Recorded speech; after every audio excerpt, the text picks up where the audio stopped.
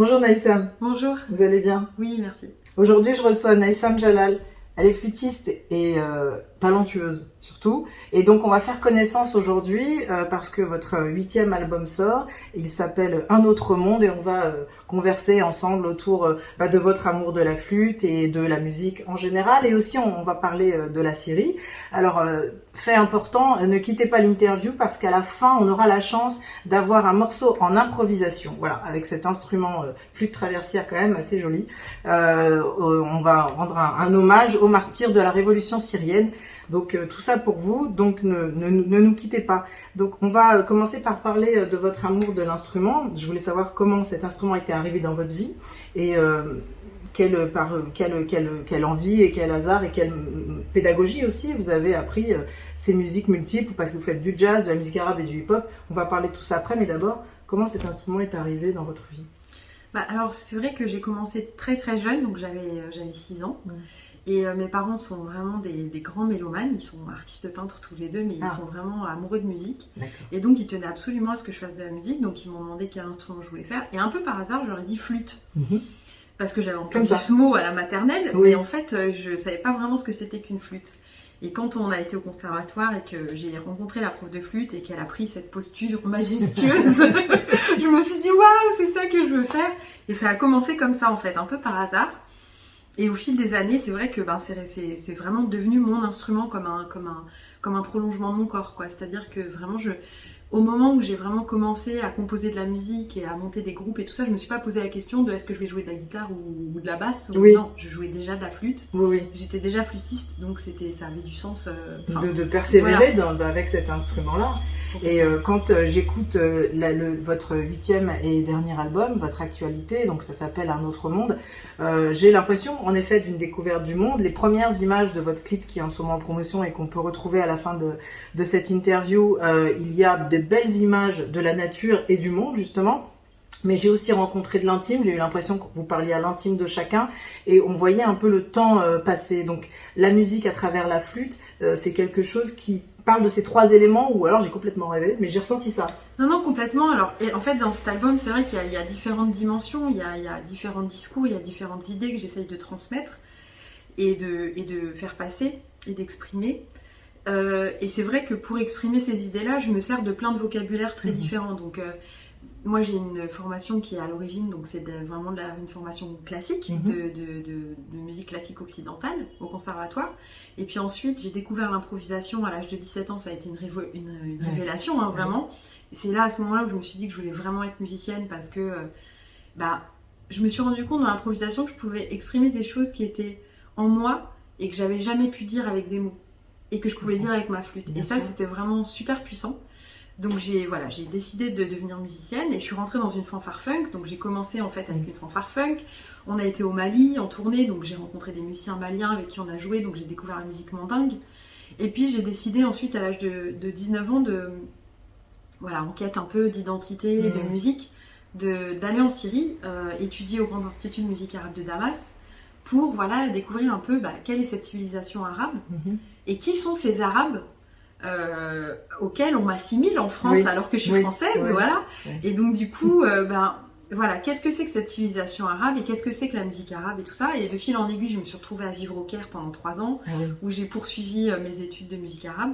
Et donc c'est vrai qu'en fait, dans ma musique, quand j'ai quelque chose à exprimer, que ça soit un discours revendicatif, ou que ça soit juste l'expression d'une souffrance ou d'une douleur, au contraire d'une joie ou d'un rêve ou d'un espoir, je vais puiser dans ces différentes inspirations musicales pour choisir les mots de vocabulaire les plus adaptés, que ça soit un vocabulaire emprunté à la musique arabe ou jazz, ou classique, ou mandingue, ou hindustani, ou carnatique, c'est vraiment... Vous êtes libre en fait. Voilà, enfin, en tout cas, j'essaye de... Pour moi, la musique n'a pas de frontières. Voilà. Et du coup, ne pas avoir de frontières, ça ne veut pas dire qu'on n'est pas différent. Oui, non, bien sûr. Voilà, il y a des cultures qui sont très différentes les unes des autres et qui sont très singulières. Et j'essaye vraiment de m'inspirer de toutes ces cultures pour enrichir mon vocabulaire, enrichir mon discours et pouvoir aller au plus proche des émotions que j'essaye de transmettre à travers ma musique. Donc c'est très intéressant parce qu'on a surtout l'habitude en général, surtout en France, d'être cantonné à des niches, à des endroits, à des adresses particulières. Et en effet, vous vous accordez cette possibilité d'être tout terrain, tout en prenant la singularité de chacune des musiques, mais tout en gardant votre personnalité. Et ça, c'est assez rare et vous n'avez pas rencontré d'étonnement ou d'obstacles par rapport à ce choix que vous avez fait, d'être un peu sur toutes les musiques et de les interpréter comme vous le voulez. Eh ben ça dépend parce qu'il y en a qui trouvent ça Ça magnifique, oui. Et puis il y en a d'autres qui trouvent ça vraiment déstabilisant, c'est-à-dire qu'ils préfèrent, il y a plein de gens qui préfèrent quand vous êtes bien dans une case et que vous en sortez surtout pas. Et donc c'est vrai qu'il y en a pour qui c'est rassurant en fait les cases. Mais moi ça m'opprime les cases, ça m'oppresse. Donc c'est vrai que je suis pas du tout dans un délire voilà, de repli identitaire. Au contraire, pour moi, les frontières, elles n'ont aucune légitimité. Les seules frontières qui ont une légitimité, c'est celle de mon corps. Voilà. C'est joli. Voilà, c'est vraiment les seules frontières que je reconnaisse comme étant légitimes. Et voilà, donc après, pour moi, la musique, il y a des différences. Il y a plus ou moins des limites, mais qui sont mouvantes et qui sont perméables en fait. C'est une façon de parler de votre vérité. C'est un mot que j'ai beaucoup vu dans le travail que vous faites et pour préparer cette émission. Votre définition de la vérité, on sait qu'il y en a plusieurs en philosophie par exemple, mais vous parlez de ça, de la façon de vous montrer au monde, de votre vérité à vous. Oui, enfin c'est surtout, en fait, ce que j'essaye, c'est d'être... Oui, d'une certaine façon, c'est ma vérité, c'est-à-dire que c'est essayer d'être vraiment intègre avec moi-même, d'être vraiment complètement dans l'expression de ce que j'ai de plus vrai à l'intérieur. Voilà. Et d'être à l'écoute de ça et d'essayer de le rendre dans la musique. Parce qu'en fait, si vous voulez, ce qui est beau avec la musique, c'est que c'est du feeling pur. On peut pas faire plus. Voilà, ça fait pas appel a priori, puisqu'il n'y a pas de parole, à la raison. Ça fait vraiment appel directement aux sensations et au cœur. Voilà. Donc en fait, j'essaye, moi, d'être connectée au plus près de ce que je ressens, pour pouvoir le transmettre au plus près du cœur de ceux qui m'écoutent, en fait. Voilà. Donc il y a une espèce de lien voilà, qui se transmet de cette façon-là. Donc en fait, je pense que c'est vraiment dans l'intégrité, dans l'honnêteté avec l'autre et avec soi-même qu'on arrive à exprimer les choses de façon juste. Vous parliez tout à l'heure de vos parents et de vous-même. Vous avez grandi à Paris, en banlieue parisienne. Vos parents viennent de Syrie. C'est un endroit que vous connaissez particulièrement, mais je voulais que vous me parliez un petit peu justement de la façon dont vous vous voyez, de votre identité. On est aujourd'hui en France traversé par des questions de repli identitaire. Est-ce que c'est quelque chose qui vous parle ou à la limite, non, c'est pas un sujet en fait, c'est quelque chose qui m'inquiète, surtout. C'est-à-dire qu'en fait, on est effectivement dans un repli identitaire et on a une vision de l'identité qui est de plus en plus hystérique. Et c'est fou parce qu'en fait, l'identité, c'est pas quelque chose... moi, je suis contre cette vision de l'identité qui est quelque chose qu'on nous donne à la naissance et après, on n'a plus prise dessus. Pour moi, l'identité, c'est quelque chose qu'on construit chaque jour, qu'on décide d'être et d'incarner. Voilà. Donc moi par exemple, je suis française, je suis arabe aussi, je suis syrienne, et le fait d'être pas uniquement française, ça veut pas dire que je suis pas complètement française. Voilà. Je peux être complètement française et complètement autre chose, de même que je suis complètement musicienne, que je suis complètement femme, que je suis complètement compositrice et parfaitement flûtiste. Enfin, vous voyez ce que je veux dire. Donc en fait, vous faites appel à la complexité, là, c'est ça qui est intéressant. Oui, bien sûr. Et en fait, il n'y a pas d'identité simple. Je veux dire, ça serait se leurrer. Mais encore une fois, il y a des gens que ça rassure, les cases. Il y a des gens que ça rassure, voilà, de simplifier au maximum. Alors qu'en fait, il n'y a pas on est des êtres humains. Donc, on n'est pas des machines, on n'est pas des robots. Donc en fait, forcément, on a des sentiments, on a des sensations, on a des histoires personnelles, on a des trajectoires, on a des parcours qui font qu'on est ce qu'on est par conséquence de ce qu'on a vécu, mais aussi de ce qu'on choisit d'être, parce qu'on décide de ne pas être complètement, je dirais, aliéné aussi à ce qu'on nous impose d'être. Voilà. Donc en fait, c'est un espèce c'est comme une lutte intérieure entre ce qu'on voudrait qu'on soit, ce que les autres voudraient qu'on soit, ce que nous on veut être. L'assignation. Voilà. Et en fait, le regard de l'autre, effectivement, il nous détermine. Et si le regard de l'autre ne m'avait pas renvoyé le fait que j'étais arabe alors que je suis française, je serais peut-être pas devenue arabe. Oui, complètement. J'aurais peut-être pas fait le choix d'apprendre la langue arabe, d'aller vivre en Égypte, de vivre entre Paris et Beyrouth pendant des années. Voilà, j'aurais pas fait ces choix-là aussi. Donc là, en fait, c'est un espèce de... Voilà, c'est un espèce de dialogue, de cheminement entre ce que l'autre nous renvoie de nous-mêmes et ce que nous, on a envie de renvoyer au monde aussi. C'est la preuve que vous avez une définition très claire pour vous de la liberté. On en parlait déjà tout à l'heure, et c'est ce qu'on ressent en écoutant votre musique. Une envie d'exploser un petit peu tous les carcans et d'être amoureux de sa propre liberté. Complètement. Voilà, c'est très très intéressant. Un sujet qui vous touche aussi, c'est le monde hospitalier. Vous avez connu le monde hospitalier, dans quelles circonstances ? Alors, c'est vrai que plus jeune, j'ai eu des problèmes de santé. J'ai été hospitalisée pendant plusieurs semaines. Et j'ai un ami qui est venu, donc Mehdi Chaïd, d'ailleurs le saxophoniste de ce groupe, qui est venu me jouer de la musique à l'hôpital. Et c'est vrai que c'était magnifique. C'est quelque chose que j'oublierai jamais, en fait. Ça m'a fait tellement de bien. Et donc, je me suis dit, il y a quelques années, j'étais en résidence à l'Estran. Et je discutais avec le directeur, il me disait voilà, est-ce que tu aimerais travailler avec le milieu hospitalier ? Je lui ai dit oui, parce qu'en fait, quelque part, j'aimerais bien rendre à ceux qui sont malades aujourd'hui la chance que j'ai eue moi d'avoir quelqu'un qui vienne me jouer de la musique à l'hôpital et me faire du bien. Et donc on a imaginé ce travail. Donc c'est vrai que j'ai commencé à aller vraiment travailler à l'hôpital, à jouer seule avec les malades dans leur chambre, dans des chambres individuelles. Parfois des malades qui étaient vraiment en fin de vie, qui étaient atteints du cancer. J'ai joué aussi dans des salles d'attente pour des gens qui allaient faire des chimiothérapies. Donc j'ai passé pas mal de temps à l'hôpital. Et ça c'était vraiment à l'automne 2019 et tout début 2020 jusqu'en février 2020. Et quand il y a eu donc le début du Covid et de la crise sanitaire, et là on a dû tout stopper parce que effectivement il n'y avait plus du tout de moyens pour accueillir ce genre d'initiative. Et aujourd'hui, qu'est-ce que vous ressentez par rapport à ça justement, de l'hôpital n'est plus un endroit où on peut accéder assez facilement, parce qu'en effet il y a une pandémie mondiale et que c'est un endroit maintenant où il y a la vie mais où il y a aussi beaucoup la mort. Oui, alors en fait ce que je pense je comprends tout à fait en fait que la musique soit plus une priorité, c'est évident, mais par ailleurs je pense que c'est super nécessaire et c'est dommage, essentiel. Et c'est essentiel et c'est dommage qu'on n'ait pas trouvé un moyen d'aménager des espaces où on puisse quand même le faire, parce que je pense que ça ferait vraiment du bien et aux malades et aux soignants.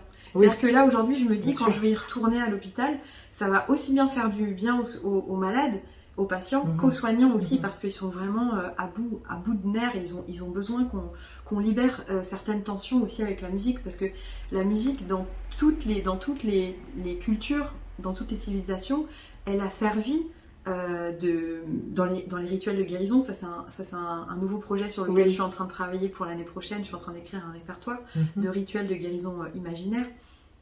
Donc il y a eu des rituels de guérison où on utilisait la musique qui était au cœur de ces rituels pour faire du bien, pour soulager ou pour exorciser de certaines souffrances sociales ou psychologiques ou c'est physiques. C'est une vraie thérapie. Voilà. Et aussi dans sa fonction spirituelle. Parce qu'aussi quand on a mal, quand nos corps souffrent, on est en demande d'imaginaire, on en demande de poésie, on en demande de spiritualité, parce que justement c'est ce qui est encore sain par rapport au corps qui souffre. Donc voilà, c'est toutes ces questions-là que j'ai vraiment, auxquelles j'ai réfléchi et que j'ai essayé de mettre en pratique dans ma pratique avec les patients à l'hôpital. Et justement, la gestion, là vous avez des dates de concert, on espère, pour cet été, et même là, vous avez des dates de concert tout le temps, vous tournez énormément. Je mettrai les dates à la fin de l'entretien sur le site. On n'est pas sûr que ça réouvre. Comment est-ce que vous vivez cette période de ne pas pouvoir faire votre métier sur scène, ni à l'hôpital ? Ça fait beaucoup de frustration ? Oui, oui, complètement. Alors, c'est vrai que pour moi, la scène, c'est quelque chose d'incroyable. C'est-à-dire que c'est vraiment le lien au public, c'est la musique en vie. Ouais. Voilà. Ouais. On dit live en anglais, Ouais, mais c'est ouais, vraiment ouais. ça, c'est la musique Ouais. vivante, c'est le Mhm. spectacle vivant, Mhm. en vrai, en Mhm. vie. Et ça, pour moi, c'est vraiment essentiel. Et pour le public qui arrête pas de m'envoyer des mails, voilà, à chaque fois que j'envoie une newsletter qui me disent on a hâte que les Ouais. concerts reprennent, Bien sûr. on est en manque. Mhm. On est en manque clairement. Mais ce qu'il faut savoir, c'est qu'en fait, cette musique, elle fait du bien aux gens, mais elle me fait du bien à moi À aussi. vous aussi, bien sûr, évidemment. Évidemment. Et que du Sinon- coup, c'est vrai que là, c'est vrai que c'est dur. C'est-à-dire qu'on on est quand même en souffrance. Bah oui, On est quand même en complètement. souffrance de pas pouvoir jouer notre musique, de pas pouvoir vivre notre musique Oui. au quotidien avec le public et avec nos copains musiciens avec qui on joue Bien d'habitude. sûr, Ouais, c'est bien vraiment sûr. dur. Donc c'est pour ça qu'il faut, là je montre une partie de votre équipe. Donc le monsieur qui a joué pour vous à l'hôpital, Mehdi. il est là? Oui, mais C'est lequel? Shuaib, C'est lequel? c'est lui. Lui. Ok, Ouais. Mehdi, voilà, donc très bien. Donc en effet, donc les concerts devraient reprendre, en tout cas j'espère, je vous le souhaite, je nous le souhaite, vraiment, pour vous découvrir en live, en vérité. Voilà, en vie, comme vous avez dit très bien tout à l'heure, c'est très joli. On va parler un petit peu de la Syrie, parce qu'en effet, vos parents, ils sont issus, et puis vous connaissez très bien, parce que vous avez étudié au Grand Institut de musique arabe à Damas. Qu'est-ce que vous pensez du traitement médiatique qui a été fait en France de toute cette période de guerre? Bah, alors en fait, la révolution, elle a commencé en 2011, donc ça fait 10 ans. Oui. Et au départ, on parlait de révolution. Et petit à petit, le mot de révolution a disparu au profit du mot guerre. Et moi, je trouve que c'est quand même quelque part une injustice qui est faite au peuple. Et on a beaucoup parlé aussi des enjeux. Effectivement, il s'agit d'une guerre dans la mesure où il y a des enjeux internationaux, il y a des enjeux stratégiques, et que chacun essaye quelque part de tirer la couverture à lui. Mais au départ, c'est la volonté d'un peuple d'en finir avec un régime qui est là depuis des dizaines et des dizaines d'années. C'est une dynastie. Donc c'est-à-dire qu'en fait, Bachar al-Assad, le président actuel de la Syrie, qui est là depuis 20 ans, a succédé à son père qui était déjà là depuis 30 ans. Donc en fait, ça fait 50 ans qu'on a la dynastie des Assad, et les Syriens n'en peuvent plus de cette situation. Et donc, à un moment, lorsqu'ils ont vu Ben Ali en Tunisie, qui a dégagé, et ensuite Moubarak en Égypte qui a dégagé, et la révolution libyenne, et la révolution au Yémen, et la révolution, ils se sont dit, mais pourquoi nous? Pourquoi nous non? Et effectivement, ils étaient prêts à payer le prix. Alors peut-être que dans leur enthousiasme, ils n'ont pas imaginé que ce prix serait aussi ils ont pris un risque élevé. Mais dès le début de la révolution, ils criaient dans les rues avec des ballons, avec des fleurs, avec leurs frères, avec leur mère, avec leurs sœurs, Al-Maut ou Al-Mazalla. Ça veut dire la mort plutôt que l'humiliation. Et c'est un slogan qui m'a beaucoup frappée. D'ailleurs, j'ai fait un album en 2016 où c'était ce slogan qui était le titre de mon album. D'accord. Et pour moi, c'était une preuve d'un courage immense. C'est-à-dire que moi, par exemple, quand je dois aller manifester contre la loi sécurité globale, comme il y a quelques mois, et que je sais que je vais me prendre des gaz lacrymaux, voire même peut-être un tir de LBD et que je vais perdre un œil, et ben j'y pense à 3, 4 fois, 5 fois avant d'y aller. Les Syriens, ils savaient qu'il y avait des snipers qui les attendaient, qu'il y avait des chars qui les attendaient, qu'il y avait du napalm qui les attendait, et ils sont sortis. Et pour moi, c'est un besoin. C'est-à-dire qu'en fait, il n'y a pas d'autre issue. Voilà, en fait, c'est-à-dire qu'on arrive coûte à que coûte. Voilà.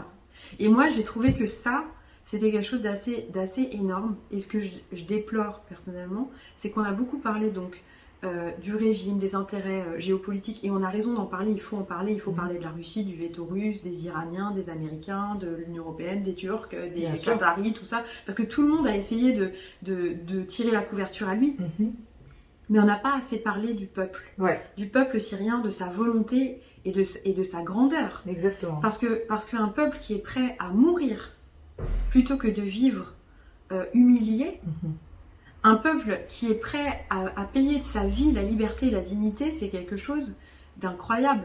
C'est un peuple extrêmement résilient. Voilà. Et pour moi, ça a été un choc. C'est-à-dire que avant la Révolution, moi, je me sentais pas si syrienne que ça, en fait. Je me Ah, sentais, c'est intéressant. oui, je me sentais arabe. Oui. Je me sentais arabe, mais j'avais passé plus de temps à vivre en Égypte, par exemple, qu'en Syrie. Et quand la Révolution syrienne a commencé, j'ai trouvé ça tellement admirable, cette révolution, ce courage, cette détermination, cette beauté, cet humour. Oui.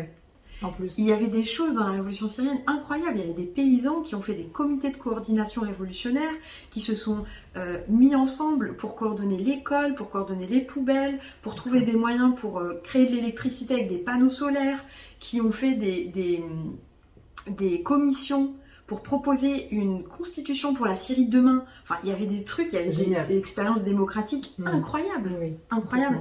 Et pour moi, c'était tellement beau que là, je me suis dit, ah mais moi en fait, je suis trop fière d'être syrienne. Voilà, donc maintenant, exactement. Et j'ai vraiment ressenti mon appartenance et ma fierté d'être syrienne au début de la Révolution. C'est à ce moment-là où je me suis vraiment sentie appartenir à cette il y a une prise de conscience. à ce peuple. C'est pour ça que les médias devraient, selon ce que vous dites, et je suis d'accord avec vous, regarder les choses dans la globalité sans oublier les peuples. Plutôt que de montrer Alep sous des bombes. Oui. Voilà, simplement. Voilà. Oui. En fait, simplement faire de ce peuple des victimes, ça ne suffit pas. Ben oui, parce que c'est des héros. Ben voilà, Oui. Je suis complètement d'accord avec vous. Pour leur rendre hommage à ces héros, je vais vous demander, et on a de la chance, une petite improvisation. On vous écoute.